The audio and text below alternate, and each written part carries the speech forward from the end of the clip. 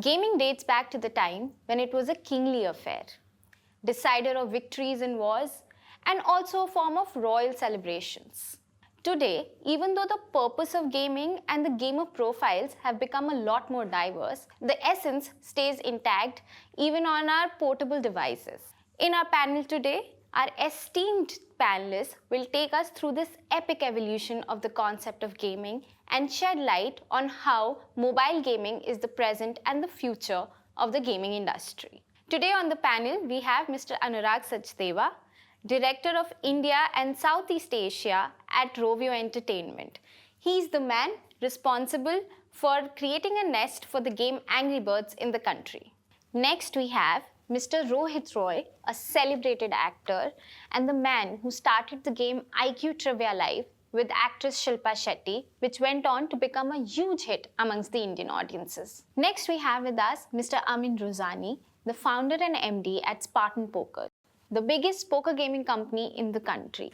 He's also the brains behind India Poker Championship, which is now one of the largest championships in the world. Next, we have with us Mr. Bhavin Pandya, the CEO and founder at Games 24/7. He's the man responsible for creating the most popular Rummy and Teen Patti games, Ultimate Teen Patti and Rummy Circle. Next, we have with us Mr. Sandeep Rao, CEO and founder of OneSource. He holds the recognition of being in the Exchange for Media, PR and Corporate Communications 40 under 40 list. He has also launched several international games in India. Welcome everyone. Thank you. Honored to have you all here.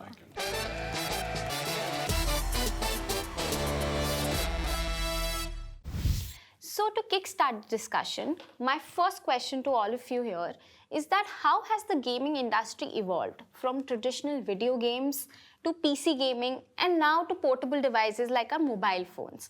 How do you think the market players have adapted to this change? The infrastructure has been created in a manner like the mobile ecosystem, is that you have created so much of infrastructure for gaming. It's like such a powerful device which has gone into hands of multiple people that it's become very easy for people to start playing. It's like 2009 when we came up Angry Birds, it's like we kind of made a gamer out of everybody who had a smartphone in his or her hand out of it. And the transition is happening as in how the speeds are becoming better, the devices are becoming better.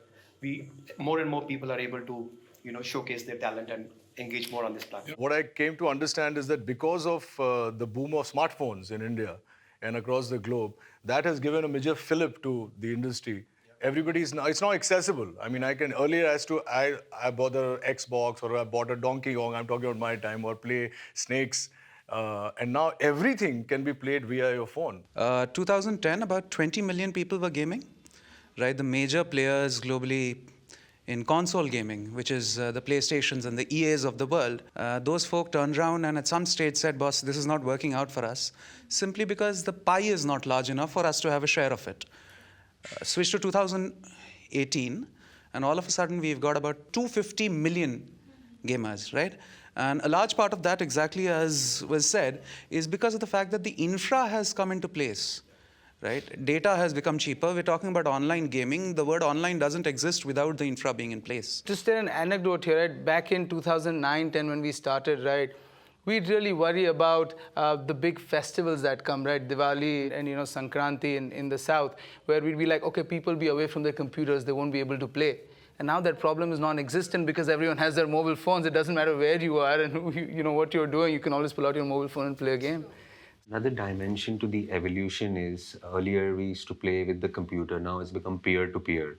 Again, infrastructure has become so beautiful to facilitate this particular format. So as we all know, gaming is no more a solo experience. It's become more collaborative and inclusive thanks to the change in technology and also, of course, affordable internet, right? In fact, today, the success of a game is determined by how strong a community it can form. So I want to know what goes on behind forming such strong communities as far as gaming is concerned. So from a marketing and PR perspective, I'd say most brands, they've all moved from selling a product to selling an experience. Community building is a large part of making something proliferate as far as any industry is concerned. Well, I think it's like more to do with the human behavior, because if you see the communication per se, it's like the oldest means of communication was word of mouth, which is Yes. also the latest one right now. It's just that on a digital platform you're doing it. When mobile gaming started to happen, it was kind of made everybody very inward, but that's not the right human behavior, and it has to evolve. Like any other product would have evolved, it had evolved to a situation where it's like, I don't want to play alone. I want to play with my friends. I want to play with my virtual friends, and that's how Correct. the social behavior happened around it. So it's Just like- going off on a tangent, isn't that also a little detrimental about it talking about real life communities? Oh, you're it's absolutely taking right. away. It's taking away. Like my parents would complain that you're not spending enough time with us. You're either constantly on your phone or you're playing your Wii or your Xbox. You're playing with your virtual friends, but you're not playing with your real family. But Just yeah, asking. no, it's a very valid point. But in fact, I'm a kind of an optimist. I would want to say is like, when you're spending a lot of time on the road, so you can be with your family even before like you have reached your house. So technically, it's like I have a 7-year-old, so I can start playing with him, whereas he's in the living room and I'm on the road. So it's like online, you can have that. So you should make that time to play with your virtual family and the it real is- family play with. So it is like, obviously also could be your virtual friends as well, but it's very much to do with the intrinsic behavior of every human. That's what I believe has led to the social aspect of the gaming person. That's my opinion. I also think what has happened is that with us becoming a society that wants to be on the cutting edge and forefront of everything, if someone is doing something, I must also do it. And then when that spreads, right, Acha, that person is playing that game, let me also try it out. And then let me tell 5 other people about it, and then they can also try it out. And so I think that's how this community building is happening very, very actively these days. Another dimension to human behavior is that these games have made it so aspiring. There are competitions where you can win prizes, where you can earn a living out of it, and automatically people are making communities out of it. For example, Rummy, be it poker, be it even PUBG. Right? There's so many competitions around it, again, That's right. automatically creating a community. So my next question is directed to you, Anurag. You know, Ludo and Snake and Ladders and all of these games have always been a part of our offline gaming culture, so to say, right? But a game like Angry Birds is something that has been adapted from the West. So how difficult was it for you to establish such a game in India? Well, Angry Birds became what Angry Birds is, and it became an entertainment brand and didn't just remain as a mobile gaming company. It's primarily because of we kept doing what we felt consumers wanted it. Wherever the consumer was, wherever the Angry Birds fan was, we kept on reaching there, whether it was the classic, whether it was the space, or whether it was the Angry Birds 2 and the various avatars in between. So what happened at the same time was like, as the smartphone revolution was happening, and so if you see probably India market or probably the Asia market, minus exception of a couple of countries, the boom started a couple of years later than the Western world. And that's when the adaptation of or probably the adoption of the game started to happen. So we really had to just take it to the fans. And again, this ecosystem played beautifully for us. Yeah. People had been hearing about it. It's a very porous world. It's not, it's not something which is happening in West, stays in West, happening in Yes. East, stays in East. So it's like people could hear and people were kind of waiting to let me have this device, let me become a fan, and let me engage with the brand in various forms. And that's what we kept doing around it. My next question is directed to you, Bhavin and Amin. You know, games like Teen Patti, Rummy, Poker, they're not very well received by the Indian audiences. So how did you guys manage to popularize your games on mobile platforms, and how did you face the challenge of basically overcoming this perception in the Indian consumers? So I'll speak about Rummy and Teen Patti. So first of all, Teen Patti, the way we offer Teen Patti is you play casually, which means it's a freemium game. So you buy chips, you play, but you don't really make any money off it, right? It's just to play with your friends, your family. People play occasionally. They'll sort of buy some chips and play for it. They don't really get anything. And so that game has taken off really well just because of that local flavor, right? That everyone's played Teen Patti. So there is no real perception around that because there is no real money to be won, right? So it's fine to play for free, right? When it comes to Rummy, and then Amin can speak about poker, but they're pretty much the same, right? These are games of skill. the more people play it, the more they realize that they're actually games of skill, which means that the more skilled player will win more often, right? So then it's like playing a game of chess or a game of bridge or even cricket, right? Where you're putting your skill on the line to say whether you're better than the other person or not, right? And while so the perception has been a slight issue because we do this for real money, it's allowed, it's very legitimate. But the way at least we're dealing with that issue is one, obviously reaching out to the masses and telling them that, look, you try Rummy and you will realize it's a game of skill. But more also through a federation that we formed, right, that goes out there and educates people. And you'll see that there'll be ads, once in the next few months, which will talk about how we are, as an industry, right, the skill gaming industry operating very, very responsibly. Sure, I think pretty much on the same lines. We also have similar efforts to get it to the people that poker is a game of skill. Well, I would say, like your question was, how did we overcome? I would say it's still a journey. It's still a long way to go. We need to spread it out even more further. But we've constantly putting an effort to keep things like the India Poker Championship. We do the IPC awards where all the best players in the country get awarded.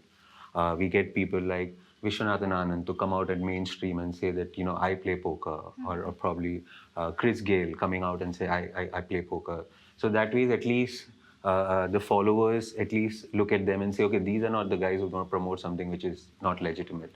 That's right. But again, it's like a constant You're still effort. fighting for legitimacy in India? Not in terms of the law, but in terms No, of the perception. in terms of the people's perception? Yeah. Do you think it's just because it's got to do with cards? Yes. My next question is to you, Amin. Do you think that consumer trends are impacting marketing innovations in mobile gaming? And do you think it affects the way we market to our consumers? Absolutely. Consumer drives everything over here. The consumers are getting more and more demanding in terms of how we market to them. Well, there was a time where one graphic was posted and the consumer used to probably get attracted and make a purchase. But today they want a video. They want a high quality video. They want an interactive video, right? So I guess pretty much the question has the answer that yes, consumer drives exactly how we have to market. Rohit, this one's for you. We've seen celebrities endorse various products across industries and brands, right? But we've hardly seen a celebrity endorse a mobile game or even a game for that matter, right? You think it's important to have a face associated with a game for it to garner the required attention that it deserves? I've been part of a show called IQ Trivia Live.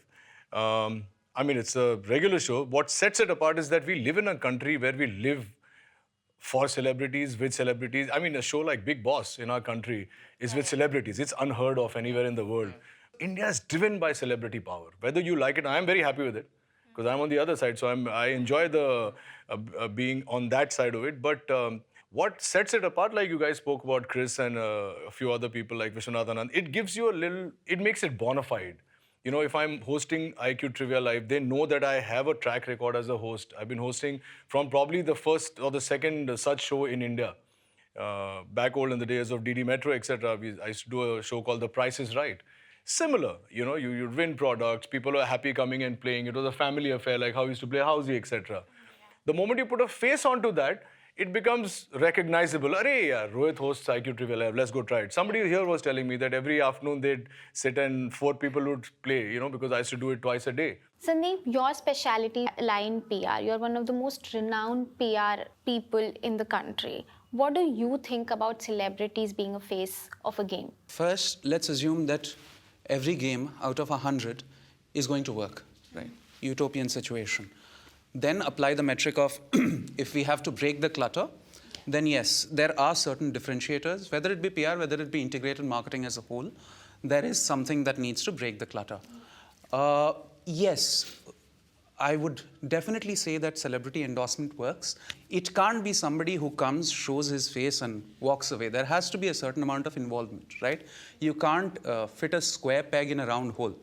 So if you bring on somebody who is into luxury products and ask them to market Hawaii chappals, it's not going to sell. So it has to be a beautiful fitment of sorts, and that sort of thing definitely works as far as marketers is concerned. So, my next question to all of you is that gaming has always been a very male dominant industry. But today, we are seeing that a lot of female players have also come on board and been a part of mobile gaming. Do you think that this is a trend that is just a phase, or do you think it is going to, the number of female gamers is going to increase in the future? Where we look at poker, we've kept poker as a mind sport in the segment of a mind sport. What we've seen is women earlier did not have a lot of opportunities in the physical sports segment, and women are inherently quite intelligent, and hence automatically they're inclined towards a mind sport. So we've seen a lot of women getting involved into poker. But since poker is a really young sport in India, I wouldn't say that there is an upward trend. But yes, People are joining. Yes. I'm going to sort of switch from the real money game to the casual gaming front, where I think our experience has been that it really depends on the game. So take a Candy Crush, for example, right? Incredibly popular amongst women, right? It's popular amongst everyone, but also very, very popular amongst women. That's right? one game I was going to mention. That's the only game I've heard women playing non-stop. At least they used to. So and we see that, right? And so a lot of it will depend on the game. So in the West at least, and I think some of it is now starting in India, but in the West at least, they have companies that specialize to targeting 35 plus women. They make games that will only target 35 plus women. So they will work with, cute fish or cute pets or cute candies and try to sort of make games out of that, right? That can really be appealing to women. So I think that it's only a matter of time before that comes to India. Video games were first originally designed only for men and boys. Is it true? I think the initial games, popular games, were all games with guns and sports. So I guess automatically inclined. They didn't have the pinkish flavor like how Candy Crush. I don't believe it's probably the color or probably whom we were talking to, but it is like the console gaming where it was primarily very much dominated by guys, but now it's like I would say that it's a kind of what genre of game girls and guys are playing might vary, but it's like it's a one very clear assumption which is happening globally. It is like if anybody has a smartphone, he or she is a potential customer, correct. for the gaming to happen. It's like your device is powerful than most of the computers or probably laptops which you carry. So if that is happening, then it is about how do you reach out, and are you creating the right content which tickle the right audience, or probably if you keep creating a content which is just meant for guys, then and you say that women do not play, I think it's wrong. Stupid, yeah. I think it's completely But I still wrong. feel I have a different take on our country and the way we are. Well, you'll have to specifically make games for them. I'm yes. not sure about the numbers, but I will say one thing. Me and my wife, we're both crazy about Angry Birds. Angry Birds is not your typical action game, right? You don't have a sword in one hand, a gun in the other. Yeah. But she beats me hands down at Angry Birds. She also beats me hands down at Need for Speed. Right? That's because she can't beat you, no? She's beating your Angry Bird. Yeah, you take something. But the point is, I don't think, even just as you said, I don't think I agree with the pink aspect per se. But then that may also be inherently because I'm against that pink versus blue segmentation that traditionally happens. Yeah. Right? But no, I think it's more about targeting the end user, which might be any smartphone user under the sun. So this brings me to the last question of the panel today. So we've seen a rise in augmented reality and virtual reality games, right? And we've seen that they've become more popular and accessible too. So what do you think is the future of mobile gaming in terms of these newer technologies coming up and taking over the industry by a storm? If you follow entertainment, and gaming is like kind of 60-70% of entertainment on mobile ecosystem. It's like it is almost at par with what people will be downloading on a music, but in terms of paying, it's like 60-70%. But entertainment per se, is moving away from being linear to on demand. Mm-hmm. And I believe that gaming is the next thing which is supposed to move from being linear. It's still very linear that you discover, you download, and you start playing it. You don't like it, then you delete it, you get a new game.